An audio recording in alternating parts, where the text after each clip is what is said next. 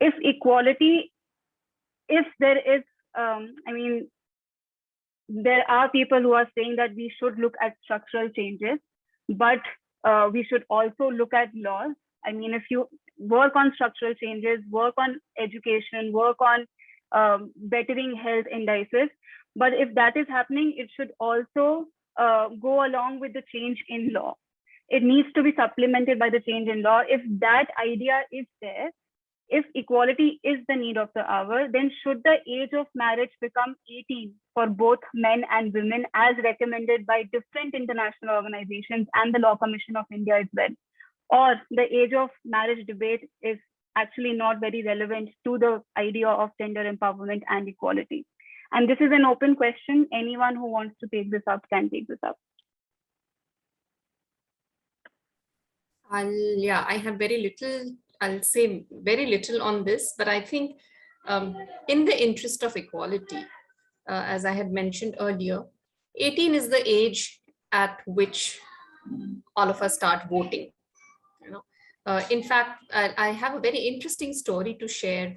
I was at the UN General Assembly sitting with a few friends there many years ago. And in fact, one of my American friends quite critically told me, he said, you know, in India, all of you have the right to vote at 18, but even at 18, you do not have the right to choose a partner. So for me, it is really a question of agency, you know, and why this conversation on marriage right since childhood as a burdensome conversation with young girls, you know, why not conversations on citizenships, you know, citizenship rights, structural changes, etc. So my only submission is that age at marriage is therefore a redundant argument. There are many other ways, and I think Tanvi brought out a very interesting insight. Why not increase the age for universal education? You know, why just till 14? Why not till 18 or 21 for that matter? Why are we even talking about age and marriage, especially in a society which is riddled with issues of caste-based discrimination? We have this whole thing around love jihad now. You know, we have the POCSO Act, which does not recognize consenting, young people consenting to physical relationships. At the same time, we do not even recognize the agency of young girls to either choose a partner outside the so-called social boundaries. So I think, therefore, legislation for this is pretty redundant. Right. Thank you, Rama. Thank you for sharing that. The ecosystem also needs to be looked at as a whole, right? If you're talking about gender equality and empowerment, then there are other factors that also need to be considered.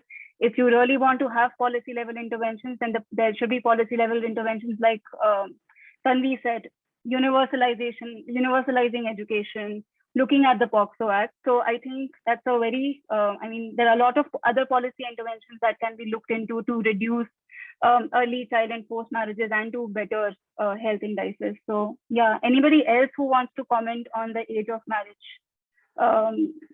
contention, age of marriage versus the age of majority, or does everyone think that the debate? Chandana had raised her hand and Divya also. Please go ahead. Yes.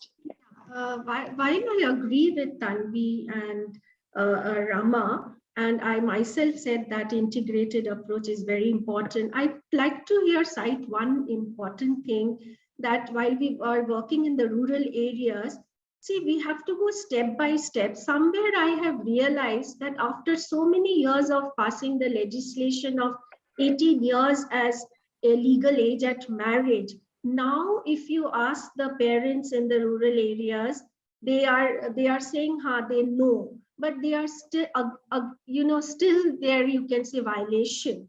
So in a way, the law may also, let's not forget, it will create an impact into the parents' mind, into the elderly's mind, who basically take a decision. And whether the girls are, this whole aspect of girls' ability to select their partner or take a call at the age of 18. We at the rural setup, we are still far behind. So step by step it will happen. The only increasing age at marriage would only, the law would give our girls in the rural areas little respite, that the parents may come under pressure and don't, go for just looking for a groom and starting to look at from the age of 16 or 17. They would say, okay, 21. But provided it is implemented in a better way with a lot of other approaches which we have discussed. Divya, would you like to respond to that? Yeah, just thank you, Akanksha. I think if we just look at it from a very sort of basic principle of do no harm, right? So for a large number of young people, it may actually make no difference because in any case, they were maybe not getting married before 21. But for a vast majority of young people, what they also shared, and these are some of the insights that we got when we were doing this process of data collection from young people. They said in our lives, really, the law is like, it's like a railway track. The law is on one track and our life is on another. And the two never meet unless and until we contravene, the barriers of caste or religion.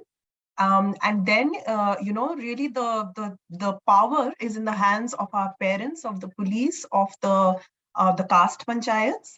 And, if the power is never in our hands to use the law to actually be able to exercise choice. So this, in a sense, is another way. If you look at POCSO, actually, and POCSO, has, unlike PCMA, which has a much, it's still about, 2 years of jail. That's still not less. But POCSO is actually looking at a 20-year jail sentence, which means, your life is like over for a young boy getting into jail and maybe at, 19 or 20, and you're in jail for 20 years. And what's happening is more and more where it's a case of consenting adolescent or young people's choices, but parents or the community is not agreeing to these unions. POCSO is being slapped on young boys. And I feel there is not enough conversation on this in terms of what's happening to these boys. Girls may not be going to jails, but they're also going to shelter homes. And that also is not, a very sort of, you can enter a shelter home quite easily, but getting out of that shelter home and being able to make your own decisions whilst in that shelter home is another matter altogether. So, it may seem, I understand Dr. Chandana saying that it could help towards a mindset change. But really the whole other thing, what is it that young people are saying? Young people are saying we can vote, we can get a bank account, we can buy property, we can drive. All of these things are there at 18. Why don't you believe in us and give us the right to make our own choice for our own partner? And, even in that, will it mean now that if you change this, because in our country, premarital sex is really sort of a big taboo. So are you then going to say that we'll also raise the age of consent from 18 to 21? Because in the kind of communities we come from, it's not acceptable to have relationships with, other people outside the confines of marriage. So it's going to raise a whole gamut of restrictions for young people, for a large number of young people. And I think, while we all understand, that we would want to delay, we're not saying, 18 and you get married at 18 years and 1 day, right? What we are saying is ideally you delay the age of marriage. And young people are saying we actually want to decide if we even want to get married. Nobody's listening to us. If we want to get married, when we want to get married, how do we want to get married? You leave those decisions on us. But the problem is that you are not giving us this decision-making capacity from a very young age. And, Tanvi's point on the lack of quality in education, not just about, writing and numeracy skills, but the whole education around making your own decisions, making mistakes, learning from them, all of that is completely missing. And young people are acutely aware of this. They talk about it really clearly that, we want the kind of education which has life skills, which allows us to make decisions. We want to be able to have the skills to negotiate with our parents. The stories that we heard showed clearly that it was peer collectives of girls that were supporting individual girls at village level to actually effect some of these changes. So we need girls in rural communities really need those spaces, need those conversations, and need those opportunities. And they don't need a law which will end up criminalizing them and their partners. So I think that aspect of the law, it seems a little benign to say that 18, 21 and mindsets will change. I agree with Dr. Chanda. A lot of parents now, everybody, you go to any village in India, everybody knows it's 18 and 21 years. but are they really listening or are they really implementing it? Many young people also said that one very poignant quote from a young person was that, somehow my parents are keeping me in the house till the age of 18. If this law changes to 21, they may just not let me be born because they are not willing to bear my expenses till the age of 21 at a time when I am not bringing in any money into the family. I'm just about doing household chores. So I'm not seen as a productive or a valued member of my family. My parents are not going to be willing to bear this burden till 21 and give me the right to make that choice, and let me decide when, if, how, and whom I wish to get married to. Thank you. Yeah, thank you for sharing that, Divya. I think in a lot of reports, it also came out that, child marriage laws have always existed, but that has not helped in reducing the number of child marriages. And it is only when some interventions were made in education and related sectors is when the statistics actually came down from what it was. I think it was in 40s or something, and then it came down to around 27, and now it stands at 23 point something. So thank you for bringing that point.